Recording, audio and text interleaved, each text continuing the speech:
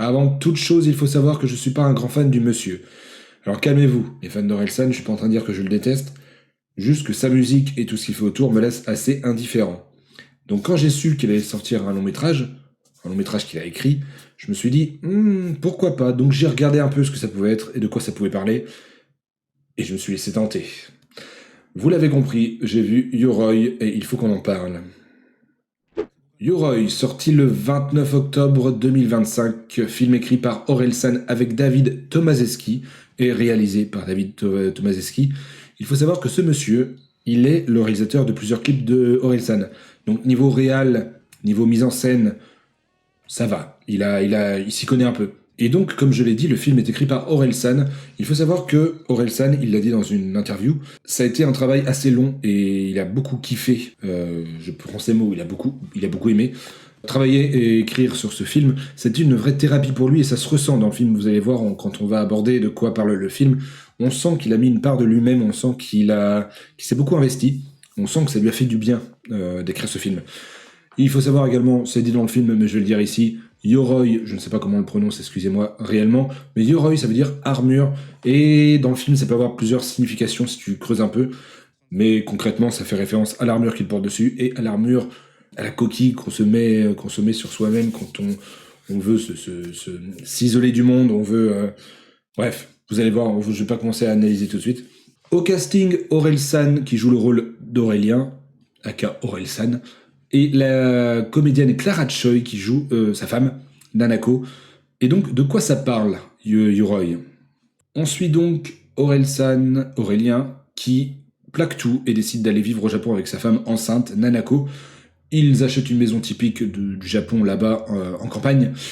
Il s'installe dedans, il la rénove, et il trouve un puits assez étrange, où Aurélien tombe malencontreusement dedans. Et dans ce puits, il y avait une armure qui semble être ancienne, une armure qui semble aussi être magique, parce que visiblement quand il commence à la mettre, juste par curiosité, il n'arrive plus à l'enlever, et il se rend très vite compte que cette armure attire des yokai, et donc ils doivent se défendre pour éviter de mourir. J'en dirai pas plus, mais il faut savoir que j'ai beaucoup aimé le film. En vrai, j'ai été agréablement surpris. Hein, le film aborde déjà, on va parler de l'image déjà, le film est en partie assez beau. Il y a quelques effets visuels qui font un peu mal aux yeux, mais en soi, c'est pas dramatique. Il faut savoir qu'au niveau du budget, le film a coûté entre 12 et 14 millions en fonction des sources. Donc voilà, je sais pas quel pourcentage a été accordé aux effets visuels. Il y a des effets qui marchent, il y a des effets qui marchent moins bien. C'est pas grave, ça m'a pas sorti du film. Le film aborde plusieurs sujets, comme je vous l'ai dit.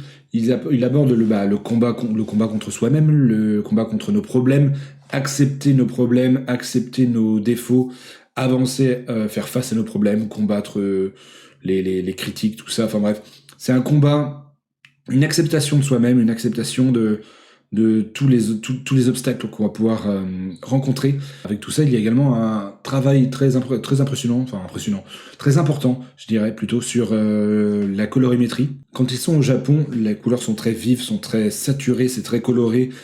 Et pour une raison que j'aborderai pas pour éviter de spoiler, à un moment ils sont obligés de retourner à Paris, et là les couleurs sont très grisâtres, sont très blanches, très froides, très grises. Donc il y a volontairement un écart entre l'ambiance. À Paris, je crois qu'il pleut en plus. Au Japon, il fait beau. Enfin bref, c'est vraiment un film. On sent que Orelsan a mis une part de lui dedans, comme je l'ai dit.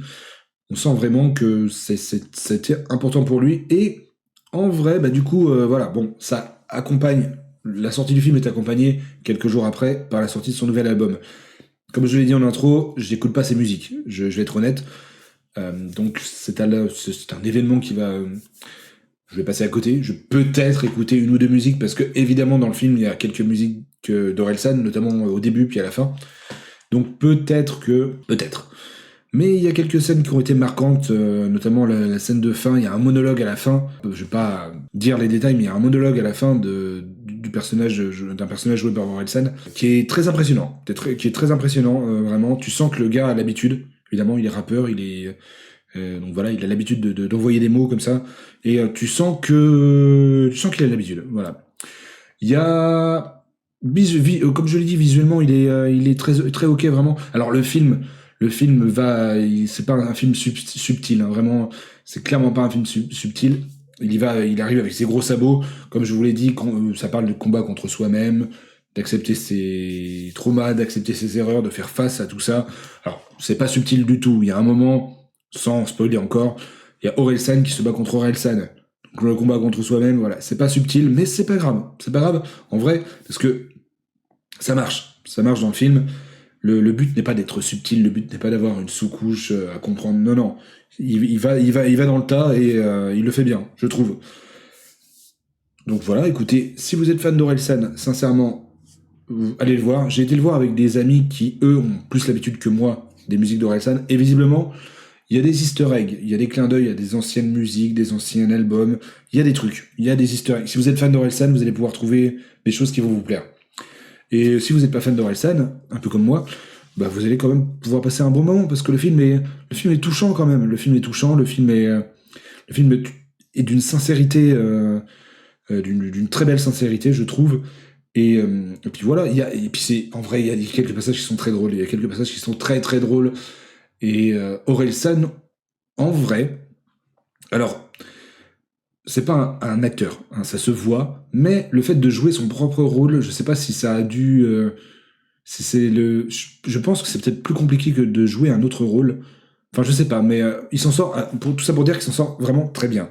Même si son métier de base n'est pas acteur, il s'en sort vraiment très très bien. Moi, alors vous allez me dire, il a joué dans Bloqué, il a joué dans des trucs déjà, à la télé. Pas au cinéma, mais à la télé. Il a dû faire des apparitions au cinéma, je ne connais pas sa carrière cinématographique non plus, mais il a l'air d'être à l'aise quand même. Donc voilà. Et Clara Choi, qui l'accompagne, elle est une actrice un peu plus, je vais dire professionnelle, non, elle a plus d'expérience.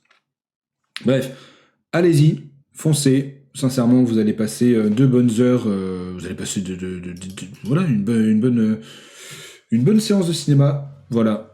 J'ai pas grand-chose à dire, hormis que ça a été une très belle surprise, et le film, voilà. Je vais conclure en disant que ce film, tu sens que c'est un petit enfant, un petit garçon à qui on a donné 12 millions d'euros et on lui a dit amuse-toi, vas-y, fonce, fais ce que tu veux. Tu sens que c'est un petit garçon qui joue avec ses figurines, mais sauf qu'il a 12 millions d'euros, quoi. Donc voilà, c'est un film qui parle dans tous les sens, c'est un film qui est quelquefois un peu barré, mais assumé, et on passe forcément un très très bon moment. Voilà. J'espère que ça vous a convaincu. Globalement, j'ai beaucoup aimé. Et on se retrouve très vite pour une nouvelle critique. Salut tout le monde.